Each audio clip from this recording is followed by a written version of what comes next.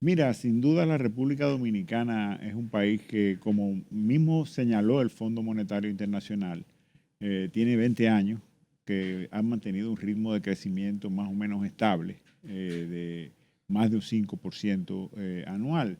Que no Y va a ser a 7 años. eso es lo que, hacia ahí estoy caminando. O sea, fíjate que el Fondo Monetario habla de crecimiento de los últimos 20 años. No se pudo centrar en el crecimiento de este periodo de gobierno, de estos 5 años de gobierno, porque en estos 5 años de gobierno, primero hay que decirlo, tuvimos un 2020 con una pandemia, un 2021 con un rebote estadístico, al deprimirse la economía, cuando vuelve y abre la economía, vuelve el turismo, vuelve todo, pues tuvimos un rebote estadístico, volvimos a los niveles, un poco por encima de los niveles que estábamos, el crecimiento fue brutal en el 2021 y el 2022 ya vemos como mantenemos el ritmo meta normal de un 5%, 2023 bajamos a un 2,6%, perdón, el 2000, sí, y el 2024 el gobierno se esmeró en políticas monetarias,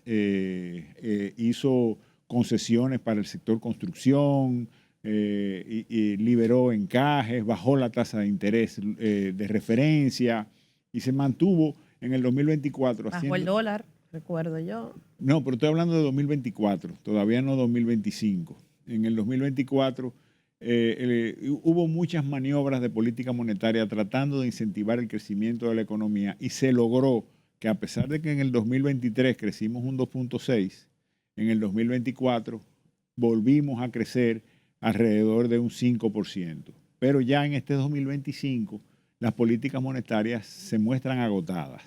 ¿Por qué se muestran agotadas? Porque un gobierno no puede, un país no puede mantenerse estimulando la economía solamente a través de política monetaria. Hace falta una contrapartida de las políticas fiscales. Cuando me refiero a políticas fiscales es a la calidad del gasto público, a la inversión del Estado en infraestructura. Si, Este año fue la más baja de los últimos 5 años. en lo que vamos de este gobierno, de los 5 años de este gobierno, tenemos ronda un porcentaje de un 12%, cuando históricamente la República Dominicana ha andado por un 18% del presupuesto en inversión pública, en infraestructura. Eso quiere decir que no se está invirtiendo. Y lo peor, Pero no se está invirtiendo porque no se presupuestó o porque no se ejecutó lo presupuestado. ambas cosas. Primero, no se presupuestó. El presupuesto ha estado oscilando entre un 12 y un 11%. Y han tenido una mala ejecución. Pero lo peor de todo esto es que lo que se ejecuta no se concluye. Entonces, el beneficio que puede generar una línea del metro a los Alcarrizos para la sociedad en términos de ahorro de pasajes, en términos de velocidad de transporte, en Además, una términos de economía pujante. bienestar. Hay un estudio que indicó que hicieron no la banca, las asociaciones, de que allá, en las cooperativas, perdón, que los Alcarrizos mueve al año 50.000 millones de pesos. ¿Sí? Y no solo eso, inmediatamente tú termines ese metro, tú vas a ver, oye, sin duda, cómo proyectos urbanísticos comienzan a desarrollarse. Porque ahora mismo, si tú haces un proyecto urbanístico, nadie se quiere mudar, porque salir de ahí es un infierno. Venir a la ciudad en la mañana a trabajar es difícil, pero inmediatamente tengan una solución vial, tú vas a ver cómo la gente va a comenzar a mirar a los Alcarrizos con buenos ojos y los inversionistas, los que hacen proyectos urbanísticos, los que hacen viviendas, edificios, apartamentos, tú lo vas a ver comenzando a invertir. Por eso es que nosotros decimos que la inversión estatal genera desarrollo, pero lo peor es cuando tenemos una inversión estatal que no se termina.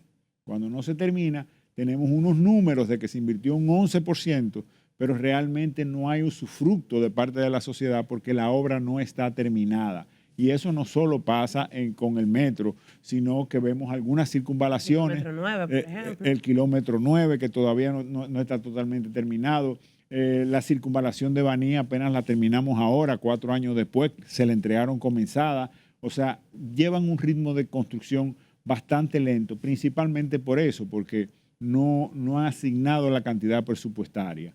Obviamente también vimos como el nuevo ministro de Economía, de Hacienda y Economía, Magín Díaz, declaró que en el presupuesto complementario no iba a ser necesario, aunque se necesitó una parte, tuvo que aprobarse unos préstamos por 10.000 millones, pero que no iba a ser necesario tomar más préstamos porque habían ejecuciones, o sea, presupuestos fiscales anteriores que no se habían podido ejecutar y tenían esos fondos ahí en reserva. ¿Te imaginas lo que es un país tomar prestado para guardarlo? Porque no lo gastó, no lo invirtió en nada, porque no fue incapaz de invertir eso. Ahora el nuevo ministro de Hacienda está tomando las medidas para que esos fondos se vuelvan a incluir en el presupuesto complementario y se utilicen, y priorizó el 50% de ese presupuesto complementario en inversión pública, confirmando el error que se estaba cometiendo y corrigiendo ese error, gracias a Dios. El FMI en su informe más reciente advirtió sobre los riesgos fiscales, endeudamiento y sostenibilidad de la deuda. ¿Cuál, a su juicio, de estos riesgos consideran más urgentes que debe de asumir República Dominicana? Sin dudas, el mismo Fondo Monetario lo señala.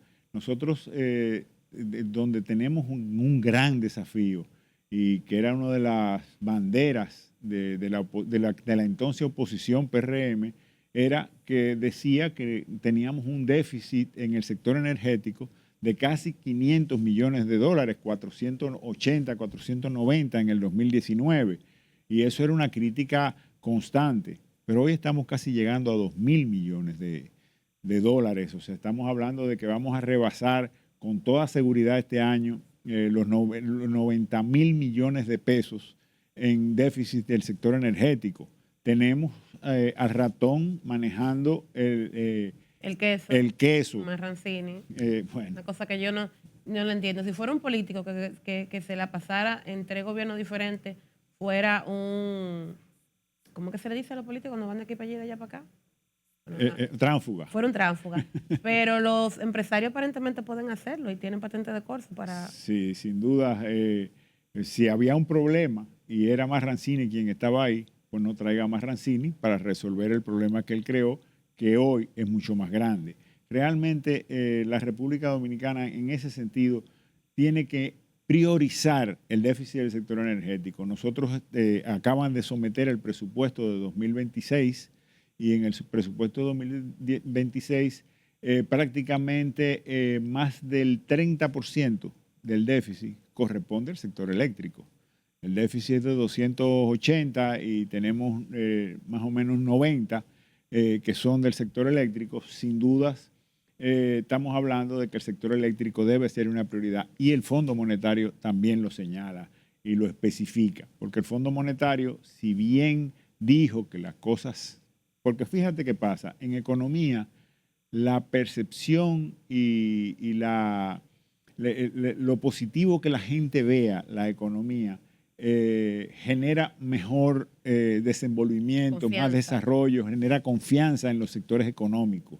Y el Fondo Monetario no puede venir a ningún país a decir solamente lo malo, sino tiene que señalar las cosas positivas que tiene. Es diplomático. Tratar de ser lo más diplomático. Fíjate que tuvo que hablar de los últimos 20 años. No se limitó a un periodo en el que él está viendo una alerta de un déficit del sector energético creciendo, un déficit fiscal creciendo, y obviamente nosotros tenemos que enfocarnos muy, muy seriamente en la evasión fiscal. La República Dominicana no tenemos un 50% de... Un poquito más del 50. Un poquito más del 50% que tenemos en informalidad. Y yo creo que Luis Abinader tenía buenas ideas en ese sentido, porque Luis Abinader decía lo que hay es que bajar los impuestos. Y en algunos sentidos, Y universalizarlos entonces. En algunos renglones para las pymes, por ejemplo, ese adelanto, ese azaroso adelanto, yo reitero que quiebra a cualquier empresa, porque si a ti un año te va bien y te ganas X, el año que viene... Que lo sacan de entre los bolsillos porque ellos entienden que te va a ir igual de bien. Cuando eso no hay forma de garantizarlo. Eso no hay forma de garantizarlo. O si este año tú dices, bueno, me fue bien el año pasado, me gané X y mantuve con ese beneficio, pues este año lo que voy a hacer es nuevas inversiones. No la puedes hacer porque te la están sacando de los bolsillos. No puedes alquilar un local nuevo, no puedes crecer tu empresa porque tienes que pagárselo al gobierno como si te lo estuvieras ganando. Probablemente te lo estás ganando, pero si lo gastas en alquileres y eso, Te descapitalizas. te descapitalizas totalmente. Y eso hay que revisarlo, hay que hacer que... Y en la reforma fiscal que sometió el gobierno, esa era la única parte que yo vi positiva, que había una flexibilización De los anticipos. con los anticipos Y y con la facilidades MIPYME. incluso de las facturas emitidas pero no pagadas, que uno tiene que pagar el ITV mismo aunque te paguen dentro de 6 meses. Exactamente. Entonces, en ese sentido, yo creo que debemos abocarnos a revisar eso para facilitarle a las pequeñas empresarios a que se formalicen, mejorar la formalización de las empresas en la República Dominicana y mejorar el recaudo, especialmente también a los profesionales independientes. ¿Por qué es tan difícil recaudar? Porque las empresas telefónicas, por ejemplo, todo el mundo tiene un teléfono y todo el mundo paga. Entonces, ¿por qué a los servicios que tienen que ver con el Estado, como electricidad o como impuestos, es tan difícil lograr que la gente pague? Porque el que tiene seguro privado lo paga, el que tiene teléfono lo paga, cualquier otro servicio de carácter privado que tú tengas en tu casa, tú lo pagas. Y estamos hablando que hay servicios de esos que son universales, como el hecho de pagar impuestos. Sí, cuando entramos al clientelismo, en muchos aspectos, en la energía, por ejemplo, y ese tipo de cosas, y comenzamos a facilitarle las cosas por unas elecciones a la gente, pues la gente se hace adicta, se adueña de no pago luz, o pago 300 pesos fijos solamente de luz, y entonces ya cambiarle eso se resulta difícil. La economía dominicana debe sincerarse, pero tiene que haber una respuesta de parte del Estado. ¿Por qué me refiero a eso? Porque tú no puedes estar todos los días escuchando un escándalo como el de Senasa, que no es el tema, pero un escándalo de robos, de falta de servicios, de deterioro de la inversión, o sea, de la cosa pública, de deterioro de la salud, de que no se están haciendo aulas, cuando te están exigiendo que pagues impuestos. La gente es renuente a pagar impuestos si no recibe beneficios a favor. Nosotros en República Dominicana tenemos que tener, si tú tienes una casa, tú tienes que tener un inversor, tú tienes que tener una cisterna y probablemente tienes que tener un pozo. Si tú quieres tener... Pagar seguro, pagar escuela privada. Exacto. Entonces, tú no tienes pagar garantía. Basura aparte. Tú no tienes exacto. Tú no tienes garantía del Estado de los servicios públicos. Entonces, eso te da como consecuencia la renuencia a que el ciudadano pague efectivamente sus impuestos. Si por lo menos se hubiese logrado instalar un régimen de transparencia en el Estado, pues probablemente el ciudadano se le pudiera hablar de una reforma fiscal con algunos cambios en los tributos, porque no necesariamente hay que subir los tributos. Yo quería preguntar, ¿cuáles cambios estructurales usted recomendaría para poder bajar esta evasión fiscal, pero sin ahogar al sector privado?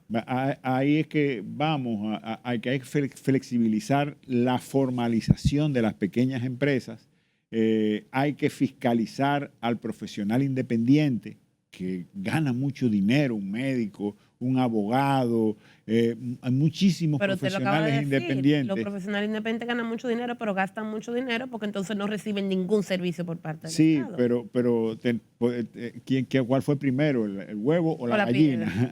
O la gallina. Necesitamos tomar el toro por los cuernos y comenzar a fiscalizar. Eso es lo primero. Nosotros tenemos que cobrar impuestos. Tenemos que hacerle ver a la sociedad, y yo soy muy, muy enfático en esto, que una persona se robe el dinero que recaudó el Estado es prácticamente lo mismo a que usted se robe el dinero que no ha recaudado el Estado y deje de pagarle lo que le corresponde al Estado. Son los mismos recursos, son la misma falta que le va a hacer al Estado el dinero que se robó un político o el que dejó pagar un empresario. Pero yo siempre lo he dicho, robo es robo. El tema es que aquí solamente se persigue la corrupción política, pero la corrupción del sector privado que para colmo es el que soborna al sector político, esa como que Sí, sin dudas. pasa desapercibida. Nosotros tenemos que mejorar en ese sentido del fisco. Necesitamos revisar las exenciones fiscales, que muchas son muy necesarias porque generan desarrollo, generan crecimiento y principalmente generan empleo y equilibrio en la balanza de pago porque son generadoras de exportación o de turismo. Hay que revisarlas porque hay sectores que están maduros, que ya no necesitan esa exención fiscal, que pueden sobrevivir sin ella y que el Estado debe revisarla para lograr que todo el mundo pague más impuestos y que el gobierno tenga que endeudarse menos. Esta carrera de endeudamiento que llevamos es sin duda muy preocupante, principalmente porque cuando un Estado o una empresa, vamos a poner una planta televisiva, de las de antes, se endeuda para poner antenas en diferentes puntos y llegar a más gente, eso le va a generar que venda más anuncios y la va a hacer más productiva. Ese es un endeudamiento sano, porque usted está generando más riqueza. Si el Estado se endeudara para hacer obras de infraestructura que generen desarrollo, pues lo vemos muy bien, pero cuando tú ves un gobierno que se está endeudando a niveles récord, con la más baja inversión de capital de la historia, entonces estamos endeudándonos para cubrir gastos corrientes, para gastar dinero, y eso sí es dañino. Tenemos un clientelismo a un nivel de pensiones solidarias que se supone que sean para personas extremadamente pobres de 6,000, de 10,000 pesos.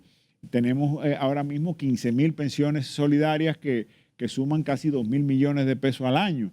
Que se están gastando en pensiones solidarias que está dando el gobierno sin justificación, porque en ningún país del mundo se dan pensiones solidarias a personas que no han trabajado nunca en el Estado, y si se diesen No, por pero se le dan necesidad. programas sociales, bueno, ya no se llama así en Estados Unidos, pero se da welfare, que para el caso es lo mismo. No se llama pensión, pero te está manteniendo una persona en su casa, en muchos casos incluso joven, solamente porque tiene escasos recursos. Lo que se le cambió fue el nombre. Sí, pero realmente en República Dominicana no hay precedentes de que se estuvieran dando pensiones solidarias al nivel que se están dando de 150,000, de 100,000, de 80,000. O sea, son pensiones solidarias muy, muy buenas y o sea, el monto no guarda relación con salvarle, con mantenerlo sobreviviendo. Tiene una relación clientelar, si se quiere. Entonces, esas son cosas que tenemos que revisar antes de mirar hacia la clase que sí paga. Y la clase que sí paga, que es la clase media, paga porque somos los más fácil de fiscalizar. Usted, Y es una necesidad. Si yo que estoy en comunicación pudiese operar sin estar formalizada, no tengo ningún empacho en admitir que yo no estuviera formalizada, porque la verdad sea dicha. O sea, cada vez que llega el 15 más o menos de cada mes, yo quisiera que viniera cierto personaje y se llevara la DGI completa. No es culpa de la DGI, obvio, pero lamentablemente el policía malo para la mayoría de la clase media es la DGI. sí, sin duda, y el empleado no tiene forma de evitarlo, se lo descuentan. O sea, la clase media es la que paga los platos rotos, y no solo se lo descuentan, sino que cuando va a echar gasolina le vuelven y le cargan impuestos, cuando va al supermercado le cobran impuestos otra vez, Pago teléfono. paga teléfono, le cobran impuestos, en todos los ámbitos está pagando constantemente impuestos. Entonces no recibe a cambio los servicios del gobierno. Y eso es lo que hay que revisar. O sea, si por lo menos, yo reitero, se generara el clima de transparencia en el gobierno que tanto se ha prometido, pues sin dudas la clase media estaría más dispuesta a escuchar una reforma. Obviamente, la reforma no tiene que ser tributaria, tiene que ser fiscal. ¿Cuál es la diferencia entre una y otra? Bueno, cuando tú hablas de tributos, estás hablando de lo que se paga al Estado. Cuando tú hablas de fiscal, se habla de los ingresos fiscales, los tributos, pero también se habla de la calidad del gasto. Ya. La calidad del gasto es muy importante que se revise, y el gobierno no ha sentado las bases para decir estoy revisando la calidad del gasto. Tengo que decir, el presupuesto complementario puso una mayor partida en obras públicas.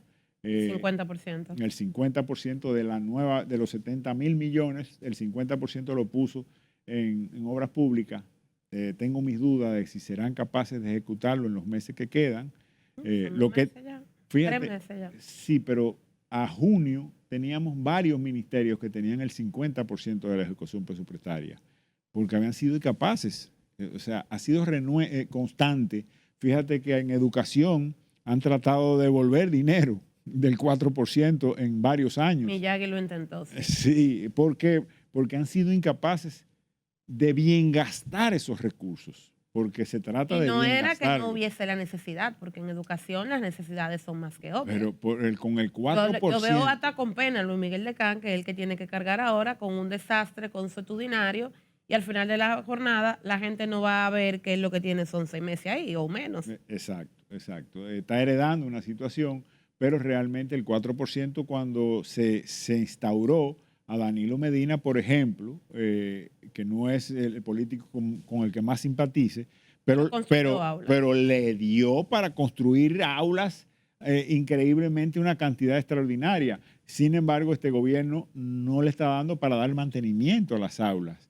Entonces, sin dudas, el gobierno tiene que revisar la calidad del gasto, porque en la medida que revise la calidad del gasto, pues nosotros podemos pensar en meter una reforma tributaria, pero sin hablar de la calidad del gasto, de mejorar la calidad del gasto y de mejorar el nivel de transparencia y demostrarle al país que hay un régimen de consecuencia para que el que haga lo mal hecho, pues realmente pague las consecuencias, no que devuelva una parte de lo que se cogió, sino que pague las consecuencias significativamente. ¿Cuáles son los sectores de la economía dominicana que tienen la mayor posibilidad de convertirse en motores de nuestra economía si se aplican las políticas económicas correctas?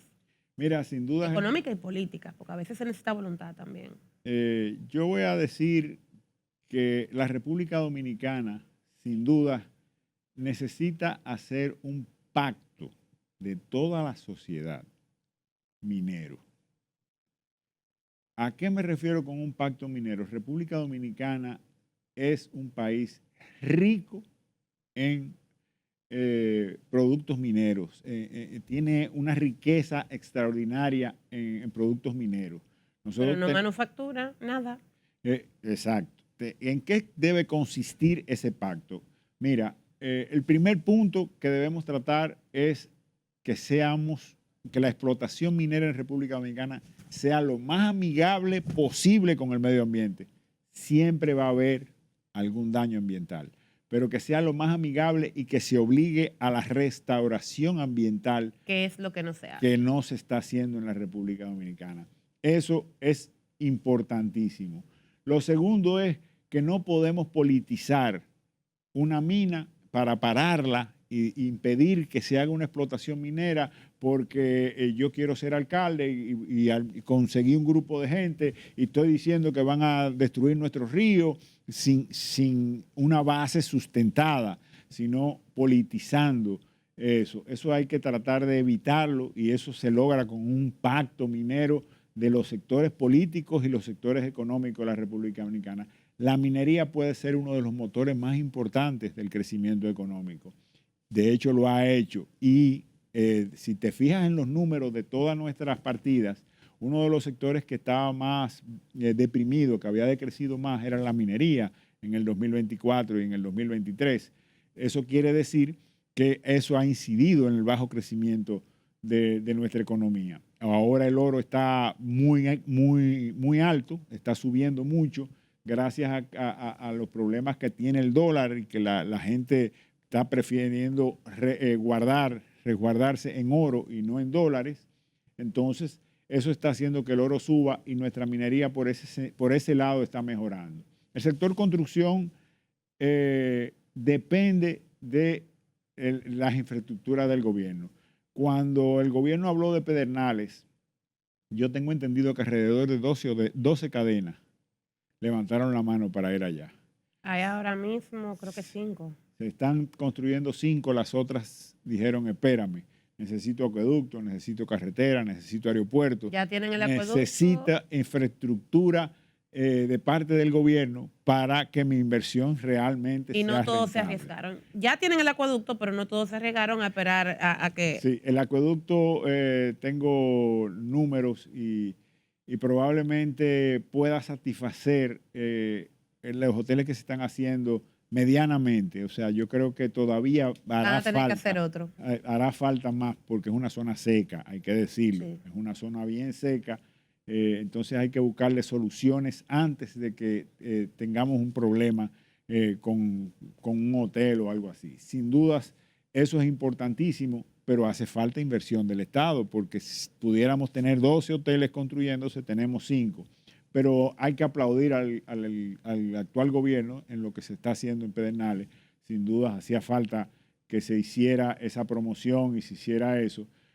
Otros gobiernos no lo hicieron antes, probablemente porque había un problema legal con las tierras de Pedernales, que apenas se resolvió en el 19, creo que fue, que salió la sentencia definitiva que le devolvía al Estado el control de esas propiedades. Antes no se había podido hacer porque había una litis muy grande donde involucraba muchos compradores, mucha gente que le habían asignado tierra, o sea, era un problema legal grande que se resolvió, gracias a Dios, para este gobierno.